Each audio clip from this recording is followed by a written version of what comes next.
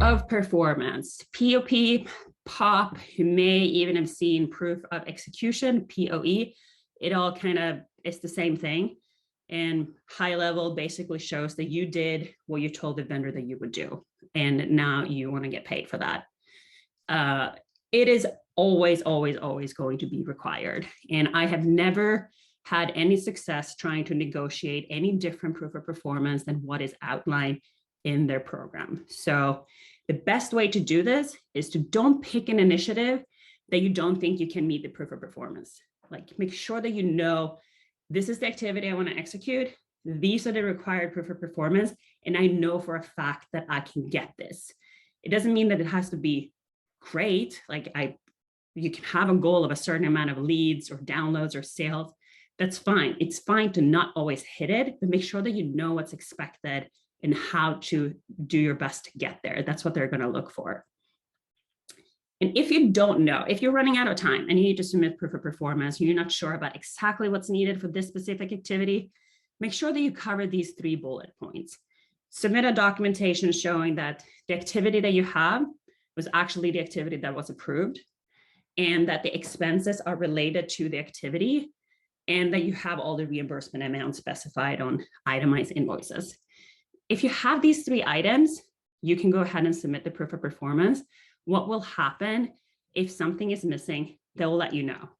So running out of time, I've done this a couple of times. I submitted with this basic information, and then the auditor will let me know, here's a list of things that are missing. And it's much easier and faster for me to just go through my documentation and see, okay, this is what I need, rather than if I don't have time to read the entire program that can sometimes be 40 to 50 pages. It can be quite overwhelming. So this is a kind of fast tracking the POP process if you're running out of time.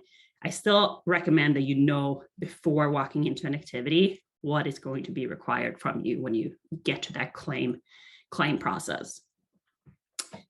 It's not some common things that they're going to request depending on what you're doing can be anything from third-party invoices, invitation agenda, copy of presentations, any sort of campaign materials or assets that was created in association with this activity, collateral.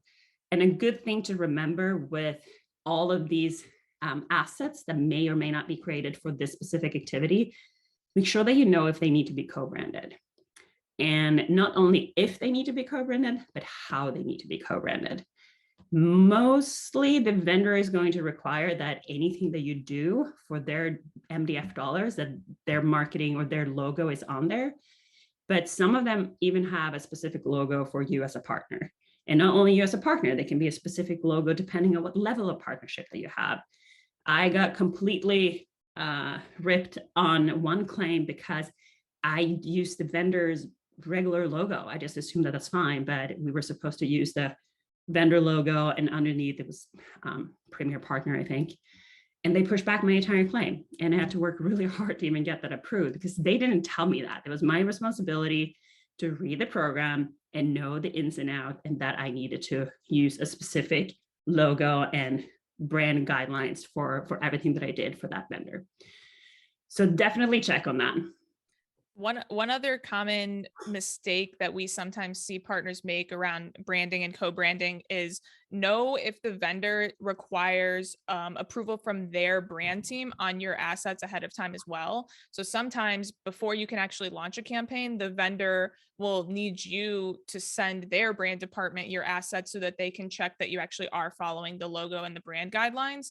And if you're not, then that's good, because then you get notified at the beginning of it before you've launched anything that, hey, you're using the wrong logo, use this one instead.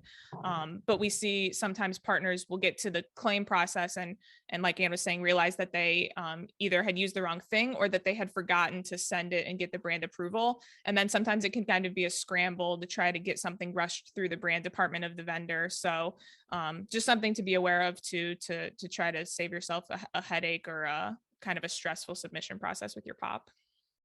Yeah, thanks, Lindsay. It's a really good point. Just know the ins and outs, check with if it's not clearly outlined, at least check with your account manager on the vendor side to make sure you got this covered, to save yourself the trouble afterwards.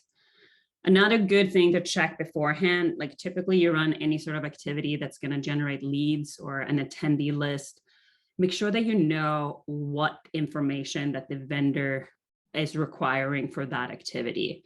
Obviously, it's almost always going to be name, email, title, company, phone number. But some vendors might even require a zip code for all the attendees, and it has to be their zip code, not just like the event zip code. So check on that so you're not stuck with 100 attendees afterwards and a list of that you have to manually go find their zip code. That can cause a lot of headache for you and your team. So check on that. Check if they also provide a specific form that you need to use to fill out any leads or attendees. It's very common that they use that these days. It's typically just Excel. It shouldn't be complicated, but just to save yourself the time. If you do any sort of call campaign or any calling included, it's very common that they require to see the call script that you used for that campaign as well.